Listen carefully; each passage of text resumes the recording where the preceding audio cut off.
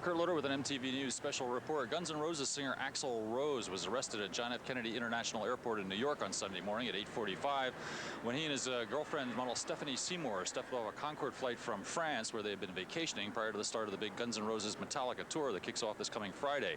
Rose was held in airport detention for several hours and then was transported to the nearby Queens Courthouse for booking and arraignment. And here's what happened then.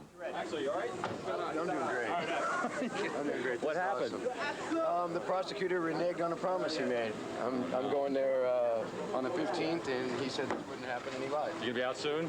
I think so. Rose had been arrested on an outstanding warrant issued months ago by a prosecutor in St. Louis named McCulloch, who had been trying for nearly a year to get Rose to return to that city to answer to 4 misdemeanor assault charges and 1 misdemeanor property damage charge stemming from a riot at a Guns N' Roses concert in St. Louis last July. After 3.5 hours at the Queens Courthouse, Rose was released on $100,000 bail and an agreement that he would finally fly back to St. Louis this week, as he'd already planned to do. We jumped into a limo with him for an exclusive interview on the way back to his hotel in Manhattan and asked him how he'd been treated in jail. What do they do when they put you in jail? Did you have a cell by yourself, or were there other people? Did you get to talk to any other inmates or anything? No, I basically spent my time writing autographs for cops and talking with them about rock and roll. I met all these really cool cops that were telling me all about when they went to Woodstock and everything. It was great. New York cops are the best. The question in many observers' minds, of course, was why Rose didn't just return to St. Louis to plead his case months ago.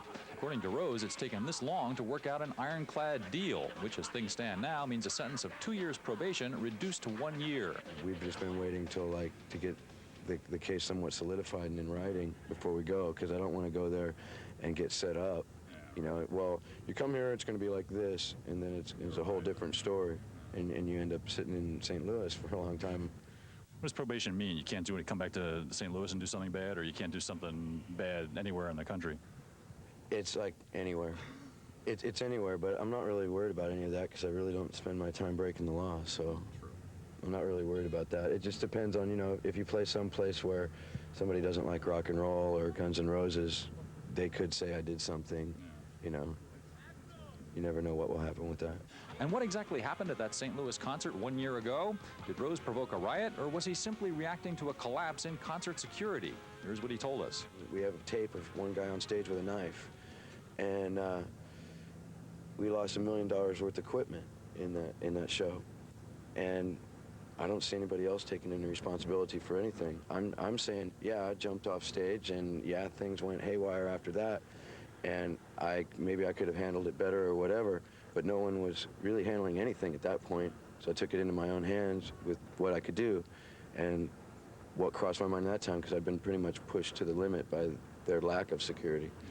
But I don't see anybody else in St. Louis really taking any responsibility for anything that happened.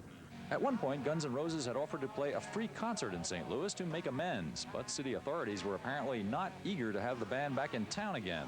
So on the eve of his return to St. Louis for his long-delayed arraignment, how does Rose feel about that Midwestern city? Go to Missouri about one more time.